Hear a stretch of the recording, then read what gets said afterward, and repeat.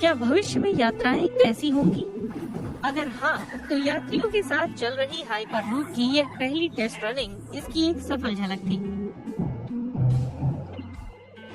आखिरकार pods 1200 kilometre प्रति घंटे की गति से दौड़ने के लिए तैयार हैं। मेरे ख्याल से कुछ सालों में हम हाइपरलूप चला रहे होंगे। यह यात्रा के समय को बहुत घटा देगा। अमेरिका में क्लीवलैंड से शिकागो की यात्रा में सिर्फ 28 मिनट लगेंगे, यानी विमान यात्रा से भी 3 गुना कम। लेकिन ये कितनी सुरक्षित है? आप बाहर से तोड़फोड़ या हमला कर सकते हैं, ये आसान है। कई सवाल अब भी बने हुए हैं। क्या हाइपरलूप का कुछ नहीं होगा या फिर यह यातायात में क्रांति है?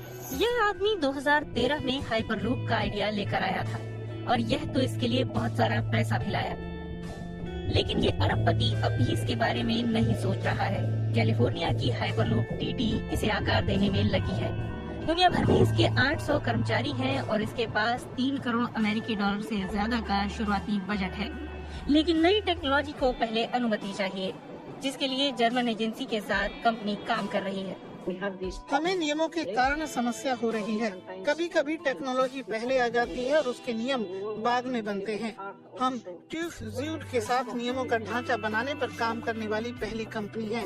अगर आपके पास नियम नहीं होंगे तो न आप हाइपरलूप में यात्रा कर सकेंगे, न इसमें सामान ढोया जा सकेगा।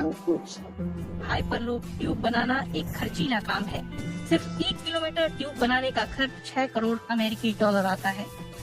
भारत में इसके लिए पुणे से मुंबई का अंडरग्राउंड रूट प्रस्तावित है, जो इसे और खर्चीला बना रहा है।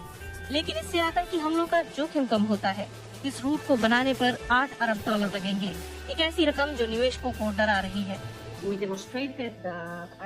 हम दिखा चुके हैं कि हाइपरलूप को कैसे निजी रूप से फाइनेंस किया जा सकता है और बाद में करीब 25 सालों में ये पैसा वापस पाया जा सकता है। इस तरह करदाताओं के पैसों पर निर्भर नहीं रहना होगा और ये आंकड़े तथ्यों पर आधारित हैं कि टिकट के दाम इसी तरह के अन्य यातायात साधनों का सिर्फ 75% होंगे। हाइपरलूप से यात्रा बहुत कुछ अंतरिक्ष यात्रा जैसी है। एस्ट्रोनॉट्स के चारों ओर भी वैक्यूम होता है।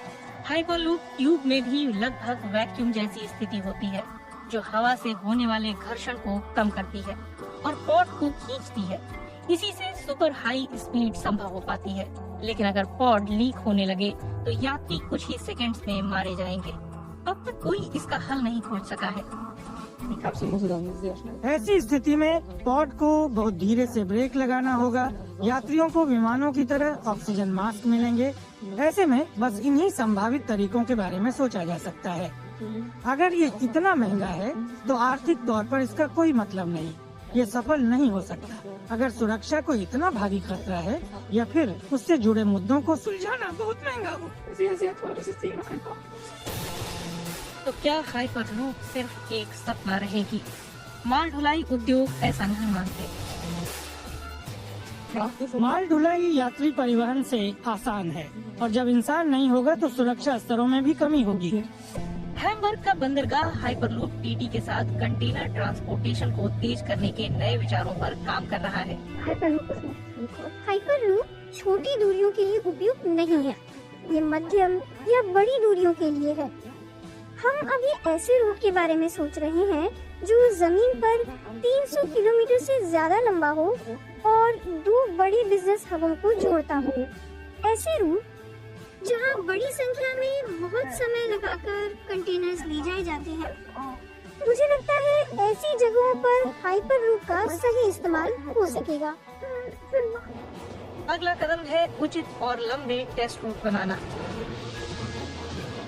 जिनमें मोड़ भी हो। इतनी तेज स्पीड के कारण इन्हें बनाना चुनौतीपूर्ण है, लेकिन तभी हाइपरलूप लंबी यात्रा के लिए उपयोगी हो सकेगा और अपने नाम को साकार भी कर पाएगा।